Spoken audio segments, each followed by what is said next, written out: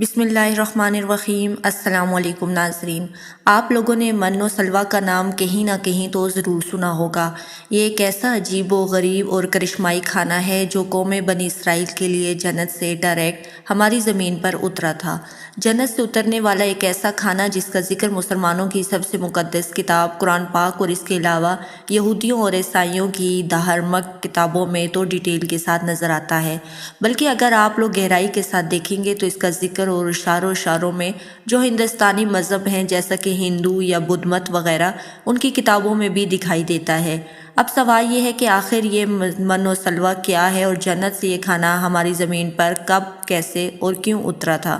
آج کی اس دنیا کے نقشے کے حساب سے دیکھیں تو جنت کا یہ کھانا ایگزیکٹ کس جگہ پر اترا تھا؟ ساتھ ہی ساتھ سوال یہ بھی ہے کہ قوم بنی اسرائیل، مطلب وہ لوگ جن کے لیے خاص طور پر یہ کھانا اترا تھا، ان لوگوں نے اس کھانے کے ساتھ ایسی بھی کیا غلطی کر دی تھی کہ جس غلطی کا اثر آج بھی دنیا کے تمام کھانوں میں نظر آتا ہے؟ چلیے اب اپنے سارے ان سوالوں کے جواب جاننے کی کوشش کرتے ہیں۔ یہ اس دور کی کہانی ہے کہ جب مصر میں رہنے والی قوم بنی اسرائیل کو حضرت موسیٰ علیہ السلام فرعون سے آزادی دلانے میں کامیاب ہوئے تھے۔ وہ اپنی پوری قوم کے ساتھ ریسٹی کو کراس کرتے ہوئے مصر سے سنائی پینسلا میں انٹر ہوئے۔ ان کا پیچھا کرتے ہوئے فرعون اور فرعون کی فوج بھی ریسٹی میں انٹر ہوئی، مگر جیسا کہ ہم جانتے ہیں کہ وہ ڈوب کر ہلاک ہو گئے تھے۔ یہاں پر یہ بات بھی بتاتے چلیں کہ آج کے دور میں وہ تو سنائی پینسلا میں مصر کا ہی حصہ ہے، جو ہمیشہ کی طرح آج بھی بڑے ویران ریگستانی علاقے کے طور پر جانا جاتا ہے۔ یہاں پر انٹر ہونے کے بعد حضرت موسیٰ علیہ السلام کو اللہ کی طرف سے حکم ہوا کہ وہ اپنی پوری قوم کو لے کر وہ ارضی زمین یعنی کہ شام کی طرف جائیں، مگر اس دور میں اس علاقے پر قوم الماکہ کا راج ہوا کرتا تھا، جو بہت ہی طاقتور، جنگجو اور نہایت ہی ظالم قوم تھی۔ پیغمبر حضرت موسیٰ علیہ السلام اپنی پوری قوم کو، جو لاکھوں میں تھی، اس کو لے کر قوم مالکہ سے جنگ کرنے کے لیے جب ان کے قریب پہنچے تو موسیٰ علیہ السلام کی قوم کے اندر بزدلی اور ڈر پیدا ہو گیا۔ انہوں نے پہلے ہی قوم مالکہ سے جنگ کرنے سے منع کر دیا۔ ان کا کہنا تھا کہ یہ قوم حد سے زیادہ طاقتور اور بھیانک ہے، اس کا ہم مقابلہ ہی نہیں کر سکتے، اسی لیے ہم ان کے خلاف جنگ نہیں کریں گے۔ اور بعد میں تو انہوں نے یہ تک کہہ دیا کہ اے موسیٰ، تم اور تمہارا رب جا کر اس قوم سے جنگ کرو، ہم تو یہی بیٹھے رہیں گے۔ حضرت موسیٰ علیہ السلام کو اپنی قوم کی ان باتوں کا گہرا صدمہ ہوا، اور اس کا اثر یہ ہوا کہ خدا کی طرف سے ان کا یہ سزا دی گئی کہ جس وادی کے اندر، جس علاقے میں لوگوں نے پڑاؤ ڈالا تھا، یہ اگلے 40 سال تک اسی علاقے میں بھٹکتے رہیں گے۔ قوم بنی اسرائیل کے لوگ اپنا سامان اٹھا کر سارا دن چلتے اور پھر رات ہونے پر ایک جگہ پر پڑاؤ ڈال لیتے تھے، مگر جب صبح اٹھ کر دیکھتے تو ایک بار پھر سے وہیں پر ہوتے جہاں سے پچھلے دن انہوں نے چلنا شروع کیا تھا۔ اس طرح سے یہ سارے ہی لوگ اس چٹیل ریگستانی میدان میں پھنس کر رہ گئے تھے اور جا کر بھی کچھ نہیں کر سکتے تھے۔ لگ بھگ ایک ہفتہ گزرنے پر ان کا جو ضروری سامان تھا ان کے پاس وہ بھی ختم ہو چکا تھا، جس کے بعد پریشان ہو کر گھبرا کر فوراً توبہ کرنے لگے اور معافیاں مانگنے لگے۔ اپنی قوم کی ایسی حالت دیکھ کر حضرت موسیٰ علیہ السلام کو بھی ان پر ترس آنے لگا، اور انہوں نے اللہ کی بارگاہ میں دعا کی کہ جس کے بعد یہ ہوا کہ اللہ کی طرف سے قوم بنی اسرائیل کو اس چٹیل میدان میں بہت ساری نعمتیں مل گئیں۔ جب ان لوگوں کو پیاس نے ستانا شروع کیا تو اللہ کے حکم سے پیغمبر حضرت موسیٰ علیہ السلام نے ایک چٹان پر اپنا عصا مبارک یعنی کہ چھڑی ماری، تو جہاں سے بنی اسرائیل کے جو 2 الگ الگ 12 قبیلے تھے، سب کے لیے ایک ایک پانی کا چشمہ نکلنے لگا۔ اب چونکہ یہ بہت بڑا ریگستانی علاقہ تھا جہاں پر دور دور تک کچھ بھی نہیں تھا، سورج کی گرمی کی وجہ سے پورا دن قوم بنی اسرائیل کے لوگوں کا حال برا ہو جاتا تھا، جس کی وجہ سے اب حضرت موسیٰ علیہ السلام کی دعا پر ہی قوم بنی اسرائیل کے اوپر بادل کا ایک ٹکڑا ان کے لیے سایہ کرتا تھا۔ اس کے علاوہ رات کے اندھیرے میں بھی میدان کے بیچ میں ایک چمکدار ستون اترتا تھا، جس کی روشنی میں یہ لوگ اپنا کام کاج کیا کرتے تھے۔ اس میدان میں یہ لوگ اگلے لگ بھگ 40 سال تک اس حال میں رہے کہ اس پورے دور میں صرف اتنی ہی نہیں بلکہ بہت ساری نعمتوں میں ان کو نوازا گیا، یعنی خدا کی طرف سے ان کو اسپیشل ٹریٹمنٹ دیے گئے، اور انہی بے شمار نعمتوں میں سے ایک نعمت کا نام تھا من و سلویٰ۔ آپ لوگ کنفیوز نہ ہوں کہ اس لیے کہ پہلے ہی بتا دوں کہ من اور سلویٰ کوئی ایک چیز نہیں ہے، بلکہ من اور سلویٰ 2 الگ الگ چیزیں ہیں۔ بائبل یعنی کہ انجیل کی جو 2nd بک ہے،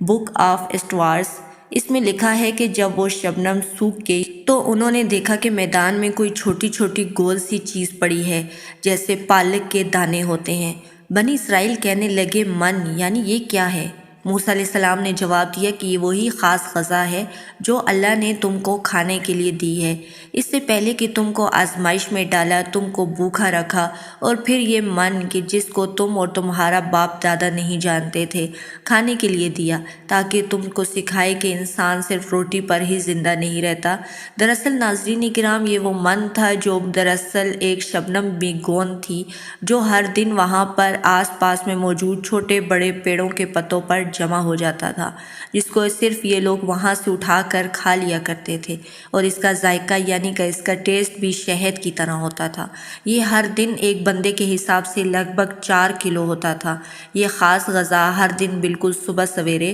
ایک خاص وقت پر ہی اترتی تھی۔ اگر اس خاص وقت پر کوئی انسان سوتا رہا ہو تو اس دن کے اپنے کھانے سے محروم رہ جاتا تھا۔ جہاں تک معاملہ اب سلوا کا ہے تو یہ خاص قسم کا پرندہ تھا جس کے بارے میں بہت سارے اسکالرز نے یہ بھی لکھا ہے کہ دراصل یہ وہی پرندہ تھا جس کو بٹیر کہا جاتا ہے، جبکہ کچھ نے لکھا ہے کہ بٹیر نہیں بلکہ اس طرح کا ایک پرندہ ہوا کرتا تھا۔ شام کے وقت جب جنوب سے ہوائیں چلا کرتی تھی تو اس خاص پرندے کے اوپر جھنڈ کے جھنڈ اڑتے ہوئے ان لوگوں کے خیموں کے پاس آ کر اپنے ہی آپ پڑاؤ ڈال دیتے تھے، جہاں سے بآسانی لوگ اس کو پکڑ کر پھر اس کو بھون کر کھا لیا کرتے تھے۔ من و سلوہ کی ایک خاص بات یہ تھی کہ یہ کھانا بڑے ہی آسانی کے ساتھ ہضم ہو جاتا تھا۔ خوشبو، ذائقے، رنگ، ہر معاملے میں یہ کھانا بے مثال تھا۔ ان لوگوں کے اوپر اللہ کا ایک بہت بڑا معجزہ یہ بھی ہوا کہ پورے دور میں ان لوگوں کے ناخن یا بال وغیرہ نہیں بڑھا کرتے تھے،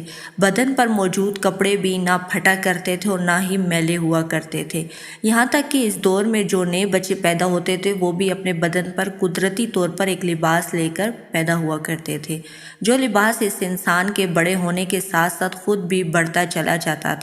اس طرح سے بے شمار نعمتوں کے ساتھ قوم بنی اسرائیل اس ریگستانی علاقے میں ایک بہت ہی زبردست اور شاندار زندگی گزارنے لگی تھی۔ لیکن ناظرین اکرام، یہاں پر پیغمبر حضرت موسیٰ علیہ السلام نے اپنی قوم کو ایک وارننگ بھی دے رکھی تھی کہ جتنا بھی یہ من و سلوہ آتا ہے اس کو تم لوگ روز کھایا کرو،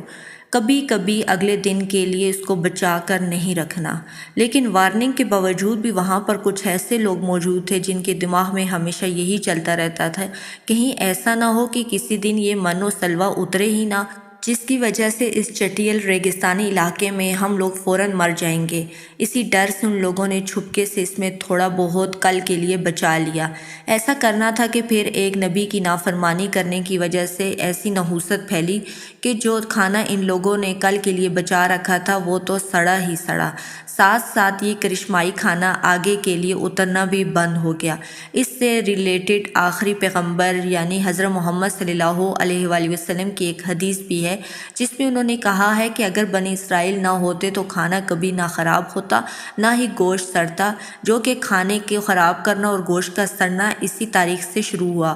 ورنہ اس سے پہلے نہ کھانا خراب ہوتا تھا اور نہ ہی گوشت سڑتا تھا۔